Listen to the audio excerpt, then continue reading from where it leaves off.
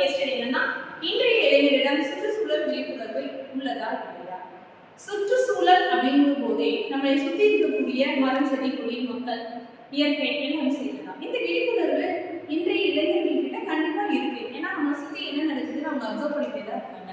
ஆனாலும் இந்த விழிப்புணர்வு அப்படிங்கும் போது அவங்களுக்கு அது தெரிஞ்சாலும் தெரியாத ஒரு நிலை இருக்கு. எப்படி அவங்களுடைய வாழ்க்கை சூழல் அமைகிறது அப்படின்னா, இன்னைக்கு இருக்கக்கூடிய சோசியல் மீடியா, சமூக ஊடகங்கள் அவங்களுடைய வாழ்க்கையில மிக பெரும் பகுதியை அடைக்கப்படுகிறது.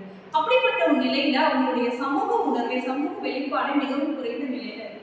ஒரு இடத்துல என்ன நடக்குது, வீட்டுல என்ன நடக்குது, அப்பா அம்மா என்ன பண்றாங்க அப்படிங்கிற நிலையில அவங்க சிந்திக்கும் போதுதான் அந்த சுற்றுச்சூழல் அப்படிங்கிற நிலை அமைந்திருக்கு.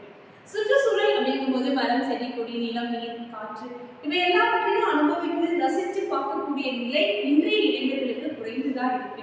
ஏன் அப்படின்னா, அதை சமூக ஊடகங்களும் இன்டர்நெட் அப்படிங்கிற அந்த மொபைல் போன்ஸ் அப்படிங்கிற நிலைகள்ல அவங்க அதில் அருமையாகி போய் கிடைக்கிறாங்க. ஆனா அதுல வரக்கூடிய வீடியோஸ் அவங்க நிறைய பார்க்குறாங்க. அப்படி பார்க்கின்ற நிலைகளுமே அவங்களுடைய மனநிலை எப்படி இருக்கு, சுற்றுச்சூழல் பற்றிய ஒரு உணர்வும் ஒரு விழிப்புணர்வும் அவங்க கிட்ட இருக்கா இல்லையா அப்படிங்கிறத நமக்கு இன்னைக்கு கேஸ் ஸ்டடி அதை நம்ம பார்க்க போறோம். வாங்க பார்க்கலாம். டெஃபினட்டாக சொல்லலாம், இன்னைக்கு யூத் பீப்புள் கிட்ட கண்டிப்பாக அவேர்னஸ் இல்லை. ஏன்னா இப்போ யூத் பீப்புள் பார்த்தா என்றைக்குமே அவங்களுக்கு அவேர்னஸ் இருக்கும். அடுத்தவங்க சீனில் எதிர்பார்ப்பாங்க. ஒருத்தங்க குப்பை போடுறாங்கன்னா ஐயோ போடுறாங்களே என்ன இப்படி பண்ணுறாங்க, நம்ம இடத்துல இருக்கிற யோசிப்பாங்க. ஆனால் அவங்க வீட்டை ஃபுல்லாக நீட்டாக க்ளீன் பண்ணுவாங்க. தவிர்த்து வெளியே கொண்டு போய் சொசைட்டியில் தான் போடுவாங்க. அதை ப்ராப்பராக டிஸ்போஸ் பண்ணாமா இல்லை அடுத்த மாதிரி டிஸ்டர்பன்ஸாக இருக்குமா எதுவுமே யோசிக்க மாட்டாங்க. தூக்கி பக்கத்துக்கு பக்கத்தே தூக்கி போடுவாங்க. அவங்களுக்கு சோஷியல் அவேர்னஸ் வீடியோஸ் பார்ப்பாங்க, நிறைய போஸ்ட் லைக் அண்ட் கமெண்ட் பண்ணுவாங்க. ஆனால் ஒரு நாள் கூட அப்படி யோசிக்க மாட்டாங்க. இது ஒரு ரீல்ஸ் உண்டா, ஐயோ நம்மளோட தான் அவேர்னஸ் எல்லாம் இல்லாமல் இருக்கும், நம்மளோட தான் சொசைட்டி கெட்டு போகுது அப்படின்னு ரொம்ப ஃபீல் பண்ணுவாங்க. தவிர்த்து அடுத்த நிமிஷம் அதை ஷேர் பண்ணிட்டு சாப்பிட்ற கூல் ட்ரிங்க்ஸ்லாம் மறுபடியும் கீழே தான் போடுவாங்க. ரெண்டாவது பெரியவங்க எப்படின்னா அட்வைஸ் பண்ணால் கூட இப்போ ஜென்சி கிட்ஸ் நிறைய பேருக்கு அவேர்னஸ் இருக்கும். ஆனால் அவங்க சொல்கிறது காது வாங்க மாட்டாங்க. ஐயோ அவங்க சொன்னால் நம்ம கேட்கணுமா அப்படின்னு ஒரு ஹெட்வெயிட் தான் இருப்பாங்க. இந்த எதிர்பார்க்காம நம்ம செய்ய வேண்டியது அது இருக்க வரைக்கும் என்றைக்குமே அவேர்னஸ் இல்லாமல் தான் இருக்கும்.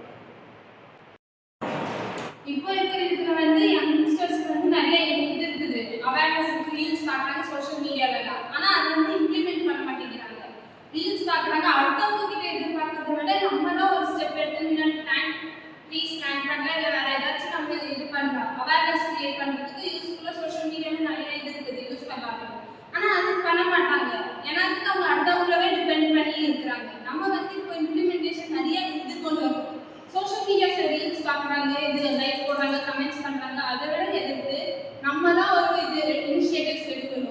நம்ம தான் காப்பாற்ற முடியும். என்விரான்மெண்ட் இப்போ இருக்குது யங்ஸ்டர்ஸ்க்கு இது இது இருக்குது மனசில். ஆனால் அவங்க இம்ப்ளிமெண்ட் பண்ண தெரியல அண்ட் இம்ப்ளிமெண்ட்டும் பண்ண மாட்டாங்க.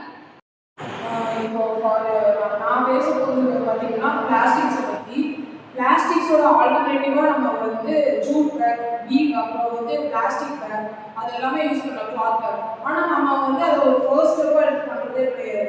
ஏதாவது ஒரு இடத்துக்கு போனால் உடனே பிளாஸ்டிக் பேக் வாங்கிக்கலாம் அப்படின்னு சொல்லி எல்லாம் வாங்குறோம். பிளாஸ்டிக் பேக் மக்களுக்கு 20லேருந்து 1000 வருஷம் ஆகும். ஆனால் இந்த விஷயத்தை யாருமே புரிஞ்சுக்கிறதே கிடையாது.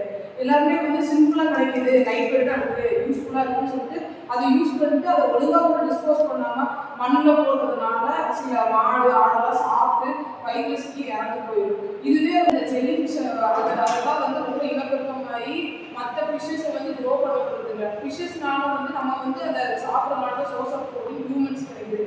இப்போ ஃபார் எக்ஸாம்பிள் பிளாஸ்டிக் எரிக்கிறதுனால பார்த்தீங்கன்னா அது டாக்ஸினாக மாறி அது சுற்றுச்சூழலை ரொம்ப டேமேஜ் பண்ணுது. இதுவே அது மண்ணில் போயிடுச்சுன்னா அது மக்காம பார்த்தீங்கன்னா ஒரு செடி கொடியை வளர விடாமல் அந்த சீட்ஸை அது தடுக்குது. ஹியூமன்ஸுக்கு தெரியாமல் அது குழந்தைங்க இன்டேக் பண்ணிட்டாங்கன்னா அவங்களுக்கு ஹார்ட்லலாம் போய் சிக்கிடுச்சு, இப்போ வயிற்றுலாம் சிக்கிடுச்சுன்னா அவங்களுக்கு சர்ஜரி பண்ணியோ இல்லை குழந்தைங்களுக்கு தெரியாமல் சிக்கிடுச்சுன்னா மேபி அவங்களோட லைஃபே லாஸ் ஆகிறது கூட வாய்ப்பு நிறைய இருக்குது. இன்னொரு விஷயம் என்னன்னா, இப்போ நம்ம சாப்பிட்றதுக்காக பிளாஸ்டிக்ஸ் யூஸ் பண்ணுறோம் அப்படின்னா அதை ஹாட்டாக போட்டு இப்போ வச்சுருக்கோம்னா அந்த பிளாஸ்டிக்ஸ் இறங்கி சாப்பாடோட மிக்ஸ் ஆகிடும். இந்த விஷயம் யாருக்குமே அவ்வளோவா அவேராக இல்லை. எல்லாருமே பிளாஸ்டிக்ஸ் ரொம்ப ஈஸியாக கிடைக்குது, சீப்பாக கிடைக்குதுன்னு சொல்லிட்டு யூஸ் பண்ணுறதுனால அந்த கெமிக்கல்ஸ் மிக்ஸ் ஆகி நம்ம சாப்பிடும்போது நம்ம இன்டேக் வழியாக நம்ம இன்டைரக்டாக பிளாஸ்டிக்ஸை சாப்பிட்ற கணக்கு. இந்த விஷயத்தை புரிஞ்சு நம்ம அறிஞ்சு நடந்துக்கிட்டு இலை யூஸ் பண்ணுறது சாப்பிட போதில், அப்புறம் பார்த்தீங்கன்னா சில்வர் தட்டுகள் யூஸ் பண்ணுறது, பாய் இது யூஸ் பண்ணுறது, அந்த மாதிரி நம்ம யூஸ் பண்ணால் நம்மளுக்கு எந்த ஒரு பாதிப்பும் வராது. ஏன்னா அதில் டீகம்போஸ் நேச்சுரல் ஐட்டம், அதில் இருக்க கெமிக்கல்ஸ் வந்து நம்ம வந்து எந்த ஒரு பாதிப்பும் ஏற்படுது. ப்ளீஸ் யாருமே வந்து பிளாஸ்டிக்ஸை ப்ரொமோட் பண்ணாதீங்க. நம்மளோட ஃபியூச்சரும் வந்து நல்லா இருக்கணும், நம்மளோட பின்சந்ததிகளும் வந்து நல்லபடியாக வரணும். நிறைய மக்களுக்கு வந்து சுற்றுச்சூழல் விழிப்புணர்வு இருக்கு. அதாவது டீச்சிட்டு நான் மாநாட்டுறதுல இருந்து நிறைய பேர் ஃபஸ்ட்டெல்லாம் வெக்கேஷன் அப்படின்னா சிட்டி சைடு அந்த மாதிரி இடத்துல சுற்றுனாங்க. ஆனால் இப்போ எல்லாம் வெக்கேஷன் அப்படின்னா நல்ல ஃபார்ம் அண்டு க்ரீனாக இருக்கிற மாதிரி அந்த மாதிரி இடத்துல தான் இப்போ சூஸ் பண்ணி போகிறாங்க. மோஸ்ட்லி கேரளாவோட டூரிஸ்ட் இன்க்ரீஸ் ஆனதுக்கு காரணமே வந்து அந்த என்விரான்மெண்ட் தான். ஸோ அந்த மாதிரி இப்போ நிறைய இடத்துல வந்துட்டு நம்ம பிளான்ஸ் ட்ரீ அதெல்லாம் க்ரோ பண்ணுறதுக்காக நிறையா ஒர்க் போயிருக்கு. இப்போ எல்லாம் அப்ளிகேஷன் எடுத்துருக்காங்க. இப்போ கிரிக்கெட்டில் ஒரு டாட் பால் இருந்துச்சுன்னா அவங்க ட்ரீ பிளான் பண்ணுறாங்க. அந்த மாதிரி இப்போ நிறையா மெஷர்ஸ் டேக் பண்ணியிருக்காங்க. நம்ம சொசைட்டி என்விரான்மெண்ட்டாக க்ரியேட் பண்ணுறோம். சுற்றுச்சூழலை செம்மையாக வச்சுக்கிட்டா நம்ம வாழ்க்கையும் செம்மையாக இருக்கும். இதுதான் இன்று இளைஞர்களிடம் சொல்ல வேண்டியது. நம்ம சுற்றுச்சூழல் எப்படி இருக்கோ அப்படித்தான் நம்ம மனசு இருக்கும், அப்படிதான் நம்ம வாழ்க்கை இருக்கும். அதனால சுற்றுச்சூழலை செம்மையாக வைத்துக்கொள்வோம், செம்மையாக வாழ்ந்து வாழ்வோம். நன்றி, வணக்கம்.